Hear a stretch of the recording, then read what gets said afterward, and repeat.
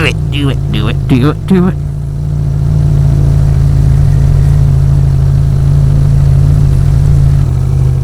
So one way I kind of ease down the people behind me after I cut them off is doing a little dance.